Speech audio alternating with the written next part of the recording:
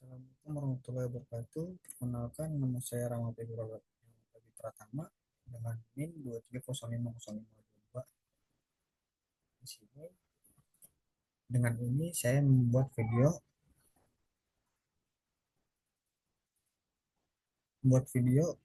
Eh, Video ini saya buat sebagai tugas pengganti UAS karena absensi saya tidak mencukupi hingga sehingga saya tidak dapat mengikuti UAS. Dengan tugas ini saya berharap dapat memenuhi syarat untuk mengikuti UAS, itu dengan dosen pembimbing Bapak Ihsan Maulana Eskom MPI. Ya, selanjutnya kita langsung saja ke slide pertama.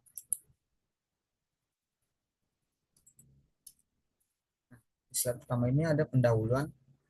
Yang pertama itu dalam pengembangan aplikasi, desain UI atau UX sangat penting. Ya, Figma dan Balsamiq adalah tools yang sangat populer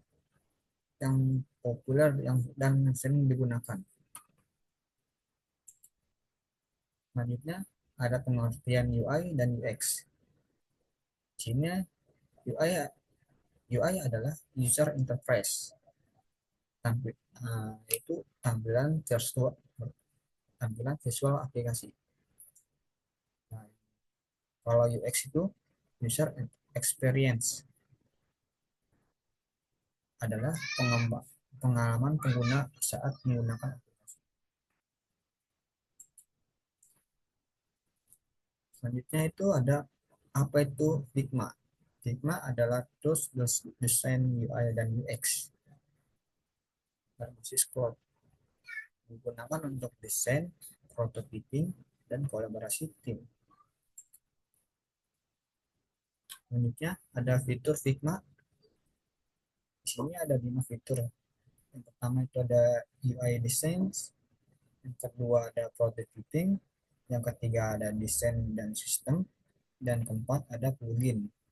Dan kelima itu ada kolaborasi real team. Selanjutnya itu ada kelebihan Figma. Itu bisa digunakan secara online. Yang kedua itu ada kolaborasi secara langsung. Yang ketiga itu adalah bagian banyak template-nya juga. Yang keempat itu cocok untuk tim besar. Selanjutnya ada kekurangan Figma.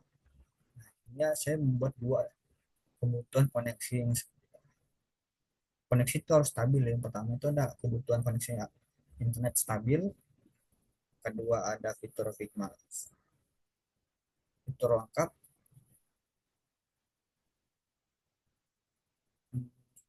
Nah, dan ini adalah slide selanjutnya adalah penggunaan Figma. Nah, pertama ada desain aplikasi mobile. Yang kedua ada desain website. Yang ketiga ada prototipe interaktif. Nah, ini contoh-contoh penggunaan Figma ya. Selanjutnya selanjutnya ke Balsamiq ya. Apa itu Balsamiq? Balsamiq adalah tools frame yang itu digunakan untuk membuat sketsa tampilan tampilan aplikasi. Tujuan Balsamiq. Balsamiq itu ada 3 tujuannya. Yang pertama ada fokus pada struktur, yang kedua ada menghindari desain detail awal, terlalu detail, yang ketiga ada menyampaikan ide awal. Nah, selanjutnya ada kelebihan Balsamiq. Nah, yang pertama ada mudah dipelajari. Nah, kedua itu ada tampilan seperti sketsa. Nah, ketiga itu cocok untuk brainstorming.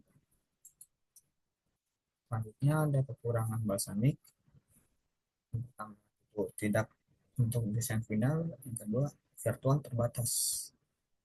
Jadi dia nggak bisa banyak-banyak, terbatas deh. Selanjutnya contoh kegunaan balsamik. Nah, balsamik itu sebagai satu, pertama itu ada wireframe website. Nah, yang kedua itu wireframe aplikasi.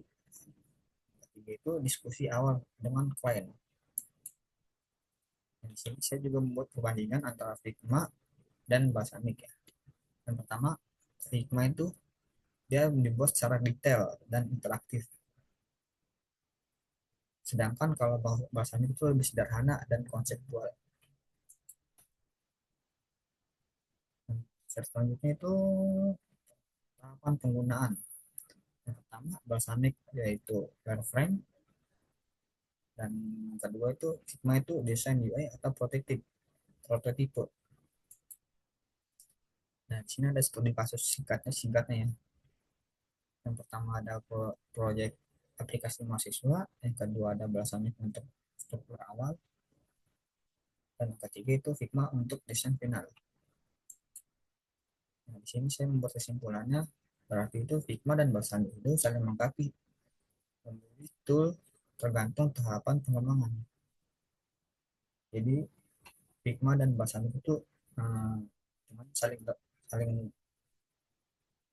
melengkapi lah. Misalnya balsamik nggak bisa ini dan Figma bisa, misalnya Figma nggak bisa ini balsamik bisa gitu. Ya, mungkin sekian presentasi dari saya. Saya Rahmat pertama undur diri. Assalamualaikum warahmatullahi wabarakatuh. Sekian dan terima kasih.